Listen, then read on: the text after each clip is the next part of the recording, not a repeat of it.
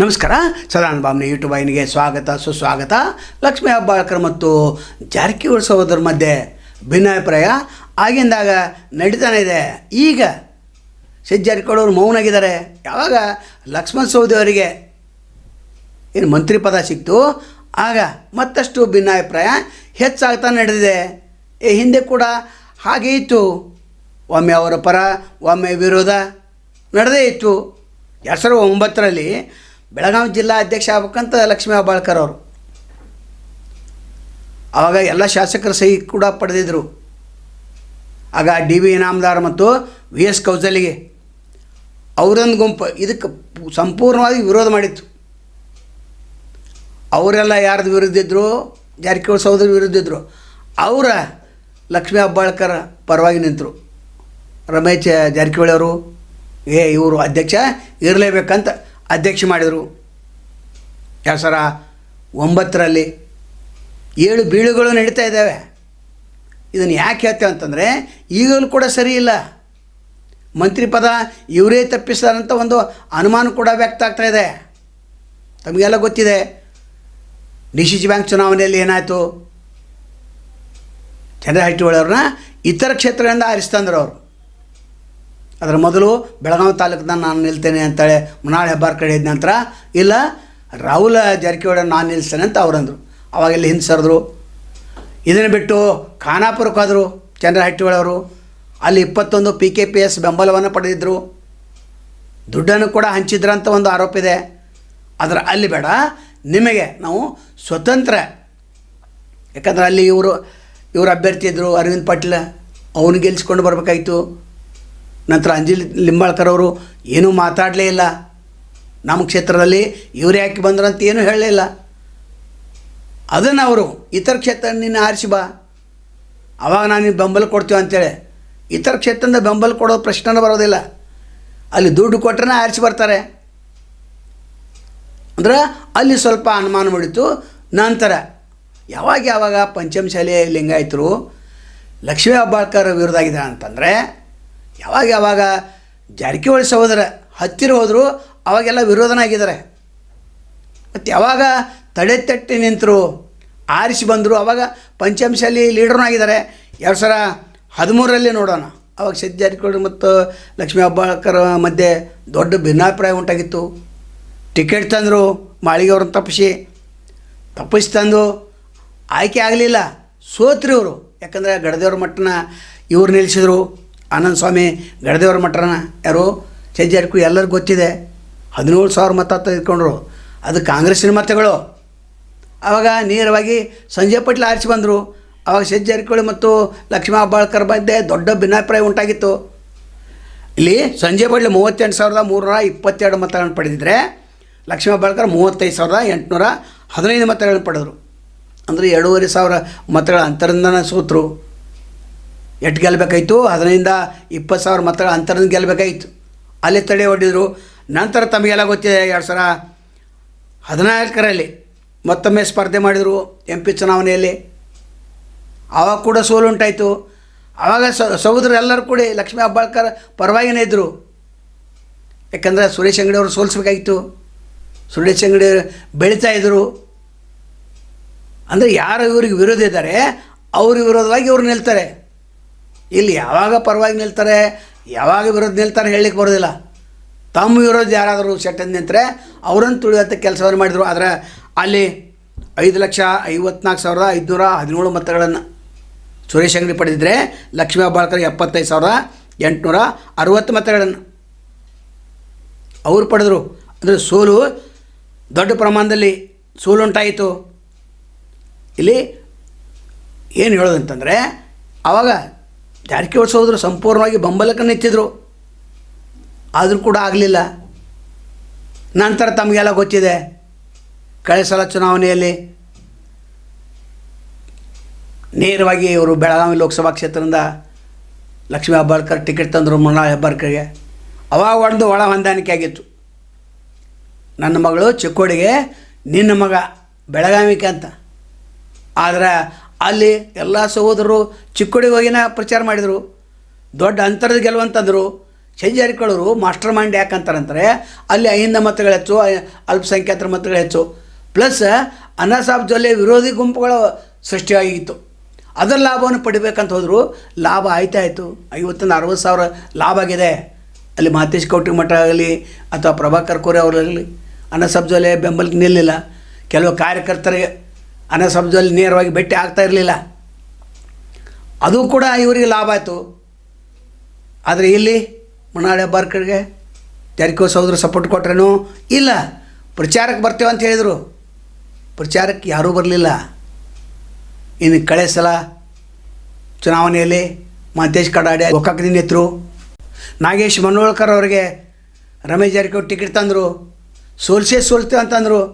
ಆದರೆ ಒಂದು ದಿನ ಪ್ರಚಾರಕ್ಕೆ ಬರಲಿಲ್ಲ. ಕಾರಣ ಇಲ್ಲಿ ಒಳ ಹೊಂದಾಣಿಕೆ ಮಾತಾಗಿತ್ತು. ಡಾಕ್ಟರ್ ಮಹತೇಶ್ ಕಡಾಡಿ ಅವರಿಗೆ ಟಿಕೆಟ್ ತಂದು ಕೊಟ್ಟವರು ಯಾರು? ಲಕ್ಷ್ಮೀ ಹೆಬ್ಬಾಳ್ಕರ್. ಪ್ರಚಾರಕ್ಕೆ ಹೋಗ್ಬೇಕಾಗಿತ್ತು. ಅಲ್ಲಿ ನೀ ಬರಬೇಡ, ನಾ ಇಲ್ಲಿ ಬರೋಂಗಿಲ್ಲ. ದೊಡ್ಡ ಪ್ರಮಾಣದಲ್ಲಿ ಗೆದ್ರವರು. ಕಾರಣ ಅಂದರೆ ಇದೆ ಒಳ ಹೊಂದಾಣಿಕೆ ರಾಜಕಾರಣ. ಅದರ ಮೇಲಿನ ಮೇಲೆ ಬೈತಾಯಿದ್ರು, ಒಳಗೆ ಗೋಕಾಕ್ ಹೋಗಲಿಲ್ಲ ಇವರು. ಕಡೆಯವರು ಹೀನಾಗಿ ಸೋತರು. ಅದಕ್ಕಿಂತ ಮೊದಲು ಇಲ್ಲಿ ನಾಗೇಶ್ ಮನೋಳ್ಕರ್ಗೆ ಟಿಕೆಟ್ ತಂದವರು ಯಾರು? ರಮೇಶ್ ಜಾರಕಿಹೊಳಿ ಅವರು. ಏನು ಹೇಳಿದ್ರು? ನಾವು 100 ಕೋಟಿ ನಾನೇ ಖರ್ಚು ಮಾಡ್ತೇನೆ, ನಮಗೆ ನೀವು ಟಿಕೆಟ್ ಕೊಡಂತ ಬೊಮ್ಮಾಯಿಗೆ ಹೇಳಿದ್ರು. ಆವಾಗ ಸಂಜಯ್ ಪಾಟೀಲ್ ಟಿಕೆಟ್ ಕೇಳಿದರು. ನಂತರ ಧನಂಜಯ್ ಜಾಧವ, ವಿನಯ್ ಕದಮ, ಧನಂಜಯ್ ಜಾಧವ್ ಕೊಟ್ಟರು ಕೂಡ ಆರಿಸಿ ಬರ್ತಿದ್ರು. ಅದರ ಒಳ ಹೊಂದಾಣಿಕೆ ರಾಜಕಾರಣ. ತದನಂತರ ಅದಕ್ಕಿಂತ ಪೂರ್ವದಲ್ಲಿ ತಮಗೆಲ್ಲ ಗೊತ್ತಿದೆ CD ಹಗರಣ. ಆ ಹಗರಣದಲ್ಲಿ ಇವರಿದ್ದಾರೆ, ಇವರು ಶಾಮೀಲಾರಂತೆ ಬೈತಾಯಿದ್ರು. ನಂತರ ತಮಗೆಲ್ಲ ಗೊತ್ತಿದೆ PLD ಬ್ಯಾಂಕ್ ಚುನಾವಣೆ. ಅದಕ್ಕಿಂತ ಮೊದಲು ಕರೆಕ್ಟನೇ ಇತ್ತು, ಎಲ್ಲೋ ಸರಳವಾಗಿ ನಡೆದಿತ್ತು. PLD ಬ್ಯಾಂಕ್ ಚುನಾವಣೆಗೆ ಲಕ್ಷ್ಮೀ ಹೆಬ್ಬಾಳ್ಕರ್ ಪಟ್ಟು ಹಿಡಿದು ಕೊಟ್ಟರು. ಅದು ಒಂದು ಸರ್ಕಾರವನ್ನು ಬೆಳೆಸಿತು. ಕಾಂಗ್ರೆಸ್ಸಲ್ಲಿದ್ದಂಥ ರಮೇಶ್ ಜಾರಕಿಹೊಳಿ BJPಗೆ ಹೋದರು. ಅಲ್ಲಿ 17 ಮಂದಿ ಬಾಂಬೆ ಬಾಯ್ಸ್ ತೆಗೆದುಕೊಂಡು ಸರ್ಕಾರವನ್ನು ಬೆಳೆಸಿ ಸರ್ಕಾರವನ್ನು ರಚನೆ ಮಾಡಿದರು. ತದನಂತರ ಏನಾಯಿತು? CD ಪ್ರಕರಣ ಬಂತು. CD ಪ್ರಕರಣ ಬಂದ ನಂತರ 2021 ಡಿಸೆಂಬರ್ದಲ್ಲಿ ಮಾರ್ಚ್ 3ಕ್ಕೆ ರಾಜೀನಾಮೆ ಕೊಡುವಂಥ ಪರಿಸ್ಥಿತಿ ಬಂತು. ಇದಕ್ಕೆಲ್ಲ ಲಕ್ಷ್ಮೀ ಹೆಬ್ಬಾಳ್ಕರ್ ಕಾರಣ ಅಂತೆ. ಶಿಕ್ಷಕಲ್ಲೇ ಏನೇನೋ ಬೈಕೋತಾ ಅಡ್ಡಾಡಿದರು. ಈಗ ಮತ್ತೆ ಮಂತ್ರಿ ಆದ ನಂತರ ಮೌನ ಇದ್ದಾರೆ. ಈಗ ಮಂತ್ರಿ ಪದ ತಪ್ಪಿದೆ, ಇನ್ನು ಮತ್ತೆ ಮಾತಾಡೋರೆ. ಆದರೂ ಕೂಡ ನಾನು ಹೇಳುವಂಥ ಸಂದರ್ಭದಲ್ಲಿ ಹೇಳಿದ್ದೇನೆ ಅಂತ ಹೇಳ್ತಾರೆ. ಏನು ಹೇಳಿರೋದೇ ಇಲ್ಲ. ಅಂದರೆ ಇವರಿಗೆ ಗಟ್ಟಿಯಾದರೆ ರೊಟ್ಟಿ ಮಾಡ್ತಾರೆ, ತೆಳಗಾದ್ರೆ ಅಂಬಲಿ ಮಾಡ್ತಾರೆ ಜಾರಕಿಹೊಳಿ ಸಹೋದರು. ಇವರು ಯಾರು ಎರಿದು ನಿಲ್ತಾರೆ ಅವರನ್ನೇ ಟಾರ್ಗೆಟ್ ಮಾಡ್ತಾರೆ. ಇನ್ನು ಮುಂದಿನ ಸಲ ಪ್ರಭಾಕರ್ ಕೋರೆ ಅಥವಾ ಅವ್ರ ಮಗನಿಗೆ ಯಾವುದೇ ಒಂದು ರಾಜಕೀಯದಲ್ಲಿ ವಿರೋಧ ಮಾಡೋದೇ ಇಲ್ಲ. MLC ಮಾಡಿ ತಂದೆ ತರ್ತಾರೆ. ಅದು ಒಳ ಹೊಂದಾಣಿಕೆ ಆಗಿದೆ.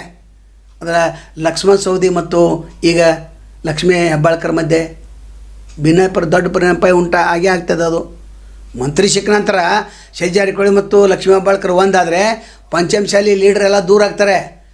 ಲಕ್ಷ್ಮಣ್ ಸವದಿ ಮತ್ತು ಲಕ್ಷ್ಮೀ ಹೆಬ್ಬಾಳ್ಕರ್ ಒಂದಾಗಿ ಏನಾದರೂ ಸಹೋದರ ಹನಿಯುವಂಥ ತಂತ್ರಗಾರಿಕೆ ಮಾಡಿದರೆ ಇವರು ಕಿಂಗ್ ಆಗ್ತಾರೆ. ಅಂದರೆ ಇಲ್ಲಿ 2A ಮೀಸಲಾತಿ ಹೋರಾಟ ತಮಗೆಲ್ಲ ಗೊತ್ತಿದೆ. ಅಲ್ಲಿ ಸ್ವಾಮೀಜಿಯವರು ವಿಧಾನಸೌಧಕ್ಕೆ ಸುವರ್ಣಸೌಧಕ್ಕೆ ಮುತ್ತಿಗೆ ಹಾಕಿದರು. ಆವಾಗ ಲಾಠಿ ಚಾರ್ಜ್ ಆಯಿತು. ಆವಾಗ ಲಕ್ಷ್ಮೀ ಹೆಬ್ಬಾಳ್ಕರ್ ಕಾರಣ ಅಂತ ಸ್ವಾಮೀಜಿ ನೇರವಾಗಿ ಹೇಳಿದರು. ಯಾಕಂದರೆ ಸಿದ್ದರಾಮಯ್ಯ ಅವರಿಗೆ ನೀವು ಹೇಳಿ ಮನವರಿಕೆ ಮಾಡಿಕೊಡಂತ ಹೇಳಿದಾಗ ಇವರು ವಿರೋಧ ವ್ಯಕ್ತಪಡಿಸಿದರು. ಹೀಗೆ ಒಮ್ಮೆ ವಿರೋಧ ಒಮ್ಮೆ ಪರವಾಗಿ ನಡೀತಾನೇ ಇದೆ. ಅದರ ಲೀಡರ್ಶಿಪ್ ಹೋಗಿದೆ.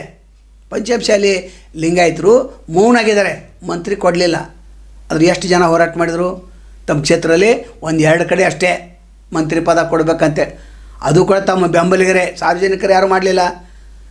ಇಡೀ ರಾಜ್ಯದಲ್ಲಿ ಲೀಡರ್ ಅಂತ ಅನ್ಸ್ಕೊಂಡಿದ್ರು. ಎಲ್ಲಿ ಒಂದು ಪ್ರತಿಭಟನೆ ಆಗಲಿಲ್ಲ. ಅಂದರೆ ಇವ್ರು ಕ್ಷೇತ್ರ ಲೀಡರ್ ಅಂದಂಗಾಯಿತು. ಇನ್ನು ಮುಂದಿನ ಸಲ ಇವ್ರು ಸೋಲುವಂಥ ಭೀತಿಯಲ್ಲಿ ಕೂಡ ಇದ್ದಾರೆ. ಅಂತ ಈಗ ಮನೆಗೆ ಹೋಗಿ ನೋಡ್ರಿ, ಯಾರೂ ಇಲ್ಲ. ಕ್ಷೇತ್ರ ಜನ ಬಿಟ್ಟು ಯಾರೂ ಇಲ್ಲ. 4 ಜನ ಕೂಡ್ಕೊಳ್ತಾರೆ, ಫೋಟೋ ತೆಗೆಸ್ಕೊಳ್ತಾರೆ, ಅಲ್ಲಿ ಮೀಟಿಂಗ್ ಮಾಡಿದಂಗೆ ಮಾಡ್ತಾರೆ. ಭಾರತ್ ಜೋಡೋ ವಿಶೇಷ ಒಂದು ಅಭಿಯಾನ ಮಾಡ್ತಾಯಿದ್ದಾರೆ, ಸಂಘಟನೆ ಮಾಡ್ತಾರೆ. ಅದಕ್ಕೆ ಬೆನ್ನತ್ತಿದ್ದಾರೆ ಅವರು. ಯಾಕೆ ಮಂತ್ರಿ ಪದ ಇಲ್ಲ. ಇಲ್ಲಿ ಲಿಂಗಾಯತ ಲೀಡರ್ಗಳು ಭಾಳ ಅಂತರವನ್ನು ಕೈಕೊಂಡಿದ್ದಾರೆ. ಮುಂದೆ ಲಕ್ಷ್ಮೀ ಹೆಬ್ಬಾಳ್ಕರ್ ಅವರು ಏನಾದರೂ ಲೀಡರ್ಶಿಪ್ ಉಳಿಸ್ಕೊಳ್ಬೇಕಾದ್ರೆ ಲಕ್ಷ್ಮಣ್ ಸವದಿ ಪರವಾಗಿನ ನಿಲ್ಲಬೇಕಾಗ್ತದೆ. ಅವರು ಸತ್ಕಾರ ದೊಡ್ಡ ಪ್ರಮಾಣದಲ್ಲಿ ಸತ್ಕಾರ ಮಾಡಬೇಕಾಗಿತ್ತು. ಅವ್ರ ಮನೆಗೆ ಹೋಗಿ ಹೂಗುಚ್ಛೆಯನ್ನು ಕೊಡಬೇಕಾಗಿತ್ತು, ಕೊಟ್ಟೇ ಇಲ್ಲ. 2021 ಸ್ಥಳೀಯ ಸಂಸ್ಥೆಗಳ ಚುನಾವಣೆಯಲ್ಲಿ ಅಲ್ಲಿ ಪ್ರಥಮ ಪ್ರಶಸ್ತಿ ಮತನ ಲಕ್ಕನ್ ಜಾರಕಿಹೊಳಿ ಕೊಡಬೇಕು, ಎರಡನೇ ಮತವನ್ನು ಮಾತೇಶ್ ಕೌಟಿಮಠ ಕೊಡ್ಬೇಕಂತ ಎಲ್ಲ ಜಾರಕಿಹೊಳಿ ಸೋದರು ಎಲ್ಲರೂ ನಿರ್ಣಯ ಕೈಗೊಂಡಿದ್ರು, ಅವರವರಲ್ಲ. ಅದರ ಫಲಿತಾಂಶ ಏನಾಯ್ತು? ಜಾರಕಿಹೊಳಿ ಅಭೂತಪೂರ್ವ ಜಯ ಗಳಿಸಿದ್ರು. ಅದು ಪ್ರಥಮ ಸುತ್ತಿನಲ್ಲೇ. ಎರಡನೇ ಸುತ್ತಿಯಲ್ಲಿ ಲಕ್ಕನ್ ಜಾರಕಿಹೊಳಿ ಬಂದರು. ಅಂದರೆ ದೊಡ್ಡ ಆಘಾತನ ಆಯಿತು. ಮಾತೇಶ್ ಕೌಟಿಮಠರು ಕಕ್ಕಾಬಿಕ್ಕಿ ಆಗಿಬಿಟ್ರು. ಅಂದರೆ ಇಲ್ಲಿ ಒಳ್ಳೆ ಹೊಂದಾಣಿಕೆ ಆಗಲಿಲ್ಲ. ಆವಾಗ ಪಂಚಮಸಾಲಿ ಲಿಂಗಾಯತರು ಧೀರ ಮಹಿಳೆ, ದಿಟ್ಟ ಮಹಿಳೆ ಅಂತ ಹೇಳಕ್ಕೆ ಪ್ರಾರಂಭ ಮಾಡಿದರು. ತದನಂತರ ಈಗಾಗಲೇ ಹೇಳಿದ್ದೇವೆ, 2A ಮೀಸಲಾತಿ ಹೋರಾಟ, ಸ್ವಾಮೀಜಿಯವರ ಹೇಳಿಕೆಗಳನ್ನು ಕೂಡ ಇಲ್ಲಿ ಗಮನಿಸಬೇಕಾಗ್ತದೆ. ಅವರು ಇಂದಿಯೂ ಕೂಡ ಲಕ್ಷ್ಮೀ ಹೆಬ್ಬಾಳ್ಕರ್ ಮಂತ್ರಿ ಪದ ಕೊಡಂತ ಕೇಳೇ ಇಲ್ಲ. ಕೇವಲ ಮಾರ್ಗೇಟ್ ಆಳ್ವ ಅಷ್ಟ ಪ್ರಥಮ ಹೇಳಿದರು. ಈಗ ಅವರು ಮೌನ ಇದ್ದಾರೆ. ಈ ಮಂತ್ರಿ ಪದ ಸಿಗ್ತಿದ್ದು ಬಿಡ್ತೀವಿ ಗೊತ್ತಿಲ್ಲ. ಆದರೆ ಇವರು ಹಿಂದೆ ಒಮ್ಮೆ ರಾಜ್ಯ ಅಧ್ಯಕ್ಷರಾಗಿದ್ದರು ಮಹಿಳಾ ಘಟಕದ್ದು. ಅದು ಅಲ್ಲದೆ DK ಶಿವಕುಮಾರ್ ಆಶೀರ್ವಾದ ಆವಾಗಿತ್ತು, ಈಗ ಆಶೀರ್ವಾದ ಇಲ್ಲ. ಹೀಗೆ ಮುಂದುವರೆದು ಹೋದರೆ ಇನ್ನು ಮಂತ್ರಿ ಪದ ಕೊಡಲಿಲ್ಲ ಅಂತಂದರೆ ಇವರು ಈ ಕ್ಷೇತ್ರದಲ್ಲಿ ಸೋಲ್ತಾರೆ. ಜನಪ್ರಿಯ ವ್ಯಕ್ತಿ ಅಂತ ಅನಿಸ್ಕೊಳ್ಳಿಲ್ಲ. ಕಾರಣ ಇವರು ಒಮ್ಮೆ ಅವ್ರ ಪರ, ಒಮ್ಮೆ ಇವ್ರ ಪರ ಅನ್ನುವಂಥ ಒಂದು ದ್ವಿನೀತಿ ಅನುಸರಿಸಿದ್ದ ಲಕ್ಷ್ಮೀ ಹೆಬ್ಬಾಳ್ಕರ್ಗೆ ಸದ್ಯಕ್ಕೆ ಹಿನ್ನಡೆ ಆಗಿದೆ. ಮುಂದೆ ಲಕ್ಷ್ಮಣ ಸವದಿಯವರ ಪರವಾಗಿ ಬ್ಯಾಟಿಂಗ್ ಮಾಡ್ತಾರೋ ಅಥವಾ ತಟಸ್ಥವಾದ ನಿಲುವನ್ನು ತಳ್ತಾರೋ ಕಾದು ನೋಡಬೇಕು. ಈ 3 ಜನರ ಹೋರಾಟದ ಮಧ್ಯೆ ನಿಷ್ಠಾವಂತ ಕಾಂಗ್ರೆಸ್ ಕಾರ್ಯಕರ್ತರು ಹೈರಾಣಾಗಿದ್ದಾರೆ. ಲಕ್ಷ್ಮಣ ಸವದಿಯವರನ್ನು ಬೆಳಗಾವಿ ಭವನದಲ್ಲಿ, ಕಾಂಗ್ರೆಸ್ ಭವನದಲ್ಲಿ ತಂದುಕೊಂಡು ದೊಡ್ಡ ಪ್ರಮಾಣದ ಸತ್ಕಾರ ಮಾಡಬೇಕಾಗಿತ್ತು, ಮಾಡೇ ಇಲ್ಲ. ಇದರಿಂದ ಭಿನ್ನಾಭಿಪ್ರಾಯ ಗೊತ್ತಾಗ್ತಿತ್ತು. ಅದು ಒಂದು ಗುಂಪು ಲಕ್ಷ್ಮೀ ಹೆಬ್ಬಾಳ್ಕರ್ ಪರವಾಗಿ ಹಿಂದಿಯೂ ಕೂಡ ಇದೆ, ಇನ್ನೊಂದು ಗುಂಪು ಸೌದಿಯವರ ಪರವಾಗಿದೆ. ನಂತರ ದೊಡ್ಡ ಪ್ರಮಾಣದಲ್ಲಿ ಜಾರಕಿಹೊಳಿ ಗುಂಪು ಇದೆ. ಆದರೆ ಇವರು ಮುಂದೆ ಏನು ಹೇಳ್ತಾರೆ, 2028ಕ್ಕೆ ಮತ್ತೆ ನಾವು ಕಾಂಗ್ರೆಸ್ ಪಕ್ಷವನ್ನು ಅಧಿಕಾರಕ್ಕೆ ತರ್ತೇವೆ ಅಂತ ಹೇಳ್ತಾರೆ. ಸಾಧ್ಯವೇ ಇಲ್ಲ. ಹೀಗೆ ಗುಂಪುಗಾರಿಕೆ ಒಂದೇ ಥರ ಒಂದೇ ಪ್ರೆಸ್ ಮೀಟ್ ಮಾಡಿರಿ, ನಾವೆಲ್ಲ ಒಂದಂತೇಳಿ ಅವಾಗ ಜನ ನಂಬ್ತಾರೆ. ಕಾಂಗ್ರೆಸ್ ಕಾರ್ಯಕರ್ತರು ಕೂಡ ಅತಂತ್ರ ಸ್ಥಿತಿಯಲ್ಲಿದ್ದಾರೆ. ಯಾರ ಪರ ನಾವು ನಿಲ್ಲಬೇಕಂತ ಅನಿಸ್ತಾ ಇದ್ದಾರೆ. ಹೀಗಾದರೆ ಕಾಂಗ್ರೆಸ್ ಮುಂದಿನ ಸಲ 11 ಸೀಟ್ ಗೆಲ್ಲೋದಿಲ್ಲ. ನಾಳೆ ಮತ್ತೊಂದು ತಮ್ಮನ್ನು ಭೇಟಿಯಾಗ್ತೇವೆ. ಅಲ್ಲಿವರೆಗೆ ಶುಭವಾಗಲಿ.